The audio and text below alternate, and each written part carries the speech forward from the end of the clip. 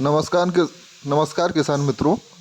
आज हम बात करेंगे गेहूं की बोनी कैसे करें, इसका सही समय क्या है, इसमें हमें कौन से उर्वरक का उपयोग करना चाहिए, किस समय पे इसकी बोनी करना चाहिए। इन सब की पूरी जानकारी के साथ आपका दोस्त आज आपके सामने उपस्थित है। तो पहले बात करते हैं किसान मित्रों कि गेहूं बोने का सही समय क्या होना चाहिए। गेहूं की खेती का पहला चरण 25 अक्टूबर से 10 नवंबर तक, दूसरा चरण 11 नवंबर से 25 नवंबर तक और तीसरा चरण 26 नवंबर से 25 दिसंबर तक रहता है।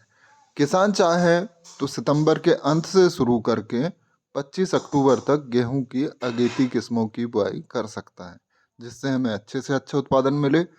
तो मित्रों, अब बात करते हैं कि गेहूं की बोनी करने के लिए हमें खेत कैसे तैयार करें। तो इसके लिए सबसे पहले तो मित्रों, हमें जो अधिकतर धान की जगह में हम गेहूं लगाते हैं, तो सबसे पहले तो हमें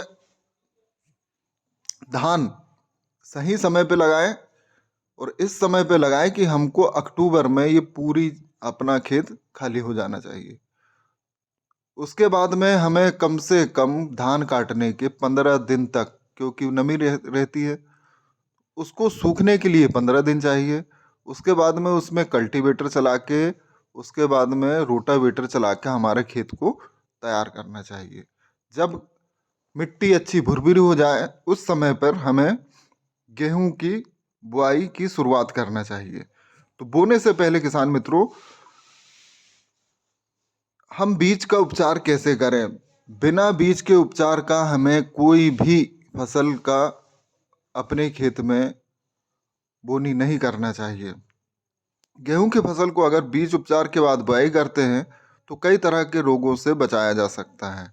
भारतीय कृषि अनुसंधान संस्थान के अनुशंसा के अनुसार गेहूं की बुआई के समय लूज स्पॉट, खुला कंडवा, इस रोग को की अधिक समस्याएं आती है। इसमें आपने देखा होगा कि फसल बड़ी हो जाती है, बालियां आ जाती है, उसमें काला दाना पड़ जाता है। काले दाने में फफूंद के स्पोर होते हैं। इसी तरह की कई और भी बीमारियां हैं जो बीज जनित होती है। जैसे कि एक बीमारी करनाल बंट होती है, करनाल बंट से भी दाना काला पड़ जाता है। ये भी फसल फसल काटने के बाद दिखाई देता है। इसी तरह की एक बीमारी हेड स्केप भी होती है। ये बीमारी उन क्षेत्रों में आती है जहाँ नमी ज़्यादा होती है। जहाँ नमी ज़्यादा होती है मतलब जहाँ पे हम धान की फसल लगाते हैं।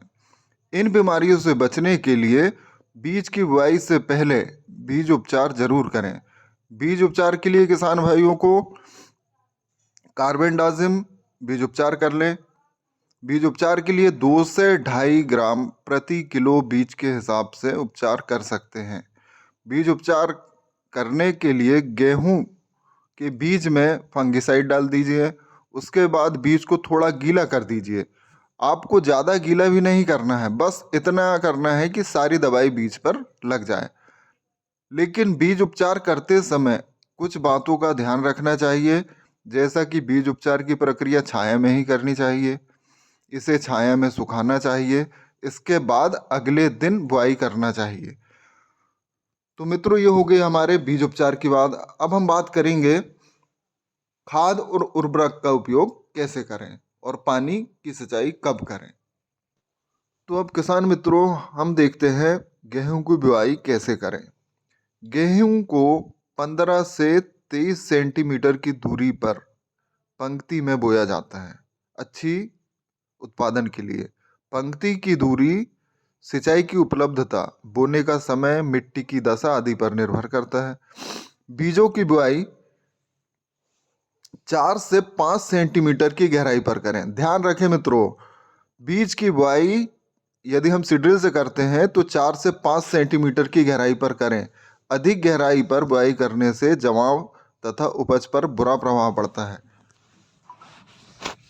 तो आइए किसान मित्रों, अब बात करते हैं उर्वरकों का प्रयोग हम कैसे करें। तो किसान भाइयों, उर्वरकों का प्रयोग मृदा परीक्षण के आधार पर करना चाहिए।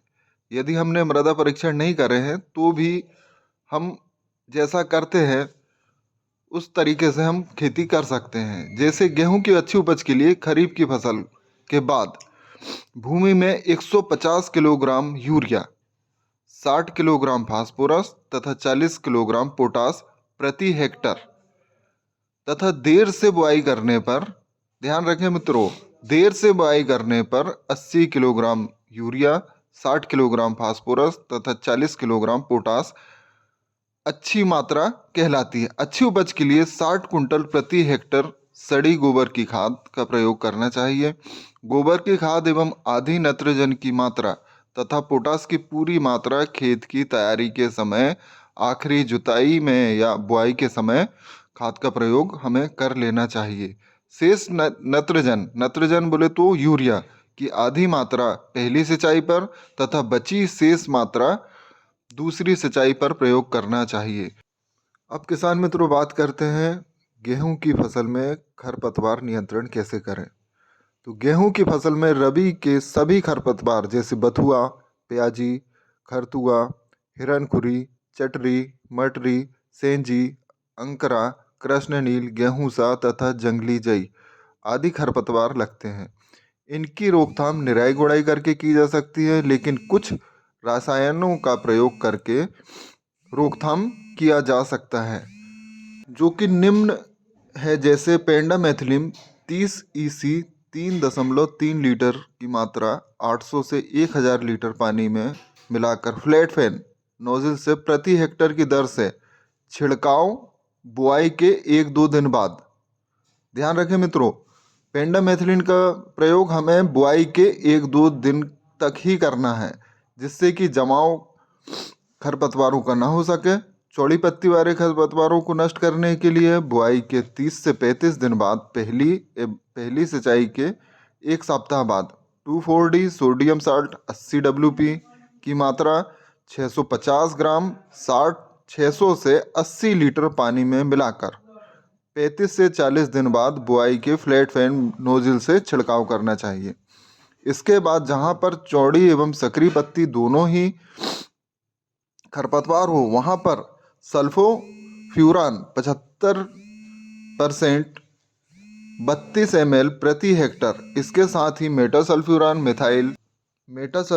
मिथाइल 5 ग्राम WG प्रति हेक्टर के हिसाब से हमें फसल पर इसका छिड़काव 30 से 35 दिन के बाद करना चाहिए। इससे खरपतवार नहीं उगते हैं या उगते हैं तो नष्ट हो जाते हैं। अब गेहूं की फसल में रोग और उनका नियंत्रण हम कैसे करें। खड़ी फसल में बहुत से रोग लगते हैं, जैसे अल्टरनेरिया, गेरुआ, रतुआ एवं ब्लाइट का प्रकोप होता है, जिससे भारी नुकसान होता है। इसमें निम्न प्रकार के रोग और लगते हैं, जैसे काले गेरुआ, भूरी गेरुआ, पीली गेरुआ, सेहू, कंडुआ, स्टम्प ब्लांच, कर्नाल ब्लांट। इसमें मुख्य रूप से झुलसा रोग लगता है। पत्तियों पर कुछ पीले रंग के लिए हुए धब्बे दिखाई देते हैं। ये बाद में किनारे पर कत्थई भूरे रंग के तथा बीच में हल्के भूरे रंग के हो जाते हैं। इनकी रोकथाम के लिए मैंकोजेब 2 किलोग्राम प्रति हेक्टर की दर से या प्रोपिकोनाजोल 25% EC की आधा लीटर मात्रा 1000 लीटर पानी में घोलकर छिड़काव करना चाहिए। इसमें गेरुआ या रतुआ मुख्य रूप से लगता है। गेरुआ भूरे पीले रंग या काले रंग के काली गेरुआ पत्ती तथा तना दोनों में लगती है। इसकी रोकथाम के लिए मैंकोजेब 2 किलोग्राम या जिन्हें 25% EC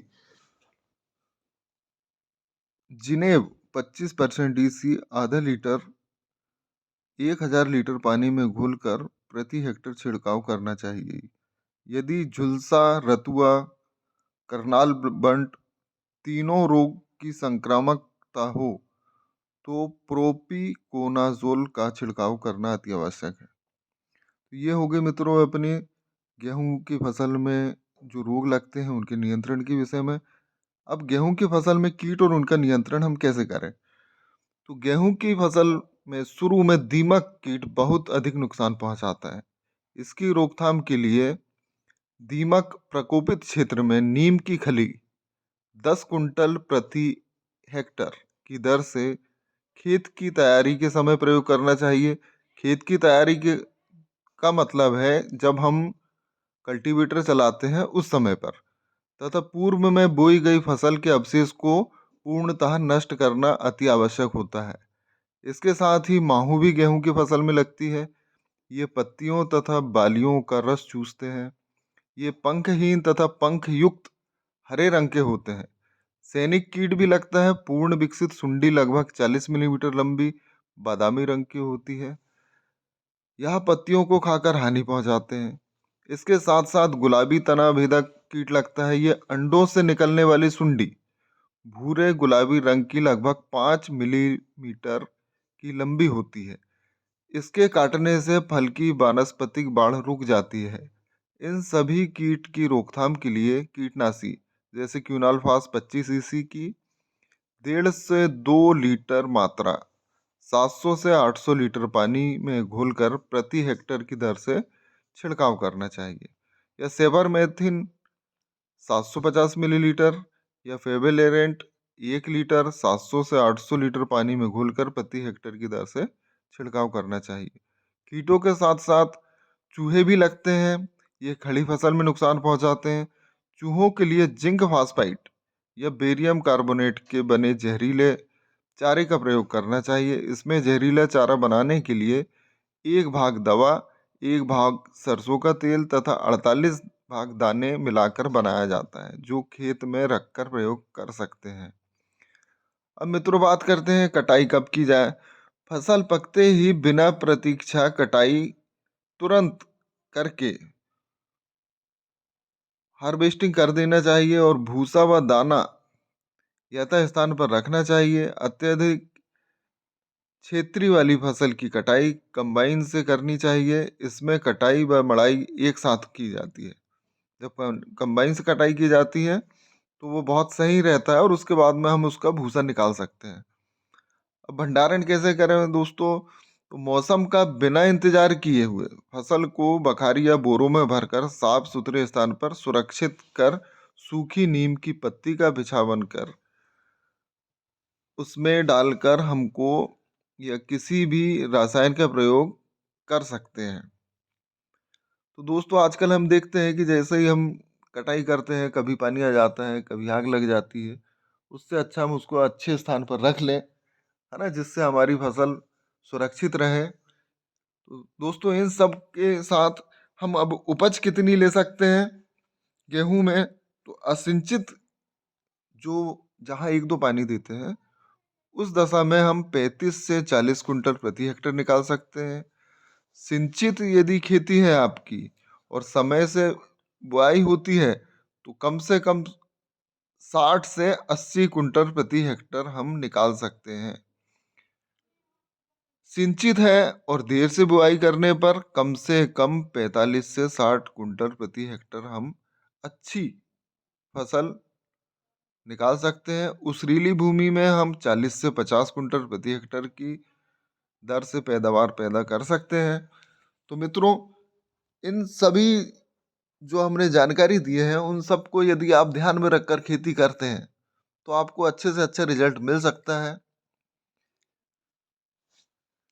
यदि हमारी जानकारी आपको अच्छी लगी है तो हमारे चैनल को सब्सक्राइब करें, बेल आइकन दबाएं। और यदि आपको किसी भी तरीके की कोई ऐसी परेशानी आती है आपकी फसल में तो हमको रात को आप 12 बजे फ़ोन कर सकते हैं।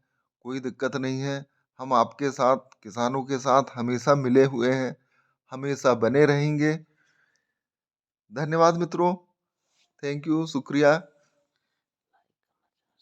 और लाइक करें हमारे वीडियो को, सब्सक्राइब करें चैनल को और अपने अपने मित्रों से शेयर करना ना भूलें।